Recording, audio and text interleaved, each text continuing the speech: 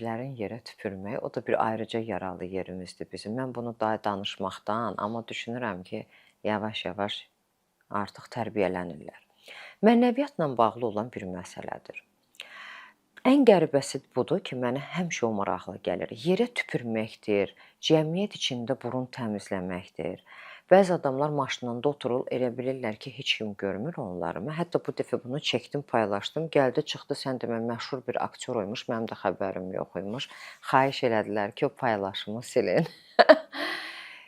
Yəni bilirsiniz necədir? Bu axı evdə olunmalıdır.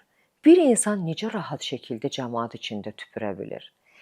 Bu evdə, hamam otağında baş verən bir məsələdir. Və insan doğrudanmı bunu düşün, sən hamının içində yerə tüpürürsən. Bunu necə dərk etməmək olar da?